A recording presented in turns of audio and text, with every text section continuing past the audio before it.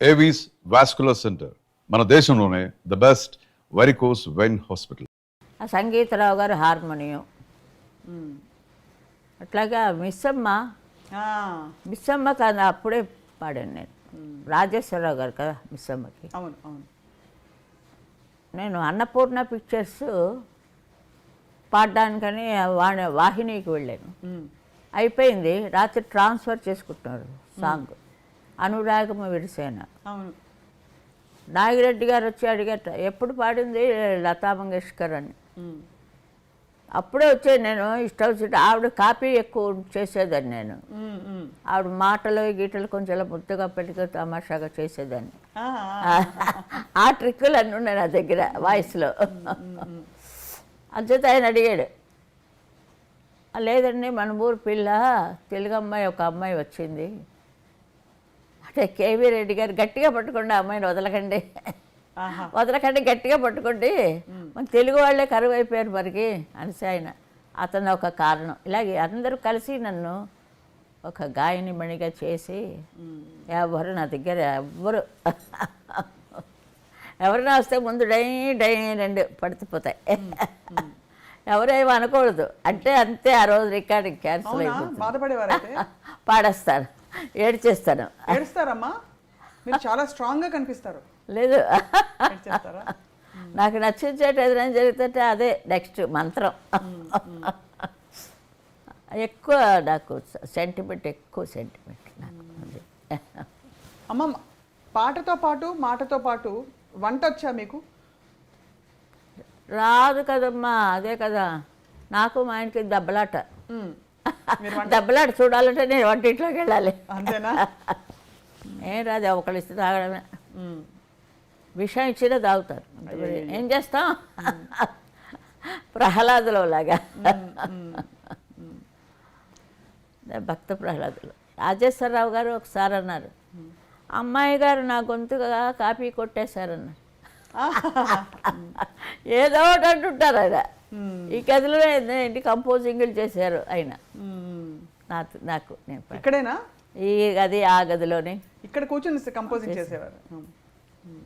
చాలా పాపం మధుసూదన్ రావు గారు ఎంత తెల్లవారులేసి అక్కడే ఉండేవారు ఆయన రావడానికి కోసం. ఒకంతటికి రారు. అదో టైప్ ఆయన, సరదా టైప్. ఆ బృందావనం అది పాడుతుంటున్నాను నేను, ఏం రాజా. అవును. ఇలా చుట్టూ తిరిగి వచ్చారు అంటారు. సరిగా తనే ఏదో ఒకటి అనాలి. రాజా గారి వాయిస్ అదొక టైప్ వాయిస్, మరి ఎవరికీ లేదు. అంత ప్రొనౌన్సియేషన్ క్లియర్గా ఉంటుంది, చాలా బాగుంటుంది. అలా ఆ లోపలికి వెళ్ళి అమ్మాయి గారు సరిగా మాట్లాడు అంటారు. అన్నీ అంటారంటున్నారు. ఆయన ఒక సరదా అయిన మనిషి, ఒక సంతోషంగా ఎదురు చెప్తుంటే నిజంగా అలాంటి మనిషి మనకి దొరకడం. రాజేశ్వరరావు గారు మా ఊరు సాలూరు. అవును. మా ఊరు పక్కన విజయనగరం, సాలూరు. డోలక్ సత్యం అని అంటారు. ఆయనే ముందు నన్ను ఇక్కడ ఆదినారాయణరావు గారు కంపెనీ అక్కడ తీసుకువెళ్ళారు ఫస్ట్. అన్ని పాటలు అయిపోయాయా, ఒక విలన్ పాట ఉంది అని, వ్యాంపు సాంగ్ ఒకటే ఉంది అని. ఆ వ్యాంపు సాంగ్ ట్రై చేద్దాం అలా దూరాను వాళ్ళ కంపెనీలో. ఆ నెక్స్ట్ నుంచి అతను నేనే పిలవకురా అలుగొకురా అంజలిదేవి గారు పర్మనెంట్ అయిపోయాను అక్కడ. అసలు అద్భుతమైన పాట, ఎంత హిందోళ రాగం. అదే అలా అందరినీ జయించుకుంటూ వచ్చింది. రాజేశ్వరరావు గారికి పాడారు, మళ్ళీ అందం హిందోళం వీళ్ళకి రాజ్కోటి కదమ్మా. అవునమ్మా. మొన్న ఏదో సినిమా చూస్తే నా పేరు ఒక్కటే ఉంది. అదే దేవుడా, ఓ పిక్చర్ ఘంటసాల గారు ఒక్కటే ఉంటుంది. అట్లాగా జరుగుతుండేవి ఎన్నో ఎన్నో ఎన్నో. ఇంకా ఎవరు పుస్తకాలు రాయమంటున్నారు. ఇవన్నీ పుస్తకాలు రాస్తే జరిగే పని కాదండి. పుస్తకాలు ఇలా మాట్లాడడం అయితే సరదాగా ఏదో మాట్లాడుతూ ఉంటాం. పుస్తకాలు అంటే వాళ్ళు ఒక్కడే చదువుకోవాలి. వాళ్ళలో వాళ్ళే నవ్వుకుంటుండాలి. పిచ్చే కింద